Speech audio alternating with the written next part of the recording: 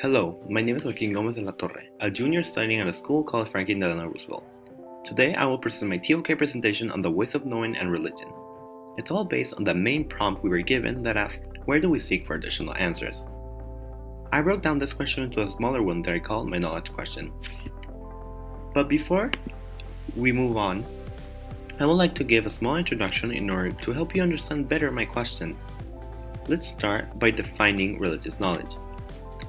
Religious knowledge is a specific system or belief that focuses more on faith and knowledge claims on spirituality. It's also based on the beliefs of a certain almighty authority, specific being or beings that may or may not have a physical body but still contain a strong sense of leadership and guidance. This guidance normally influences the way we see or judge others. Then, there's trust. What is trust? How do we define trust? Trust is reliability that gives us strength and a sense of relief. We tend to trust in order to feel more comfortable and satisfied with ourselves. Even though trust is a really strong attribute that we all have, it can be influenced by religion and our own beliefs. People tend to look for reasonable explanations for certain events, which is why we let ourselves be influenced by religion. It proposes certain explanations to our existence itself. We seek to be comfortable and satisfied with what we think, which is why most humans have a religion. This leads to my knowledge question. In what ways do the ways of knowing help us trust or dismiss religious knowledge? Well, there's a total of 8 ways of knowing, those being language, that is defined as a system of signs, normally letters, pictures, that contain a certain meaning. Sense perception being all of our 5 senses. Emotion, that is based more on how we feel. Reason being more of our logical deduction abilities. Imagination being the ability to form a mental representation of a certain experience that we live. Faith, our trust and hopes based on certain systems more commonly known as religion. Intuition, immediate awareness, and finally memory, the recollection of things that we already know. For this presentation, I chose to focus on 2, emotion and faith. Emotion may blind us or may even make us trust even more on religious knowledge. It can make us feel more calm and happy with explanations given. On the other hand, faith is purely based on our beliefs. We have faith on certain thoughts, and when it comes to religious knowledge, faith plays a strong part in helping us trust more religious knowledge than dismiss it. For example, let's look at a real-life situation. In Argentina, it was said that they saw a miniature sculpture of the Virgin Mary, crying blood through her eyes. People came from all over the world to have a look at the sculpture and idolize it.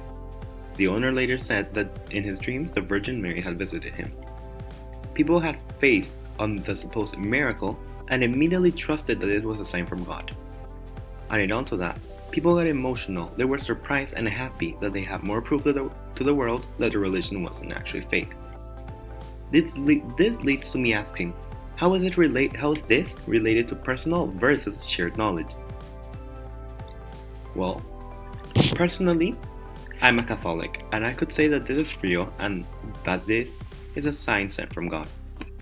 Faith allows me to trust more in this religious knowledge, proving that it's correct. Emotion allows me to feel and understand what this means, not only for me, but for everyone else. So my personal knowledge is based more on my faith and my emotion. But the shared knowledge, on the other hand, is what the Church wants us to believe. The Catholic Church states that there is only one God and that things like this only happen because of God's miracle.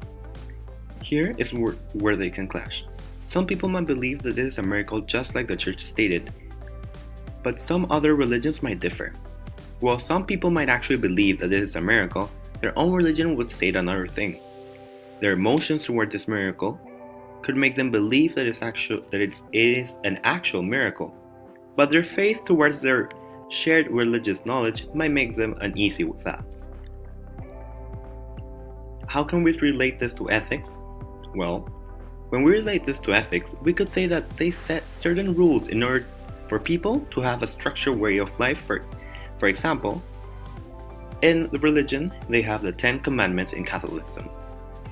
This is how faith ties up. It guides us in order to have a good life based on what we live in.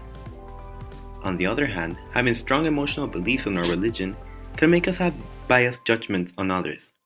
What the other person did might impact us emotionally, since it goes against our religion, which could lead us to misjudging their actions. Well, finally, we could say that emotion and faith allows us to trust strongly religious knowledge to a certain extent. It depends also on the specific religion of a person, which could make a clash between emotions and faith on a certain situation. And finally, this clash could make us dismiss religious knowledge, because our personal knowledge might be stronger than the shared knowledge.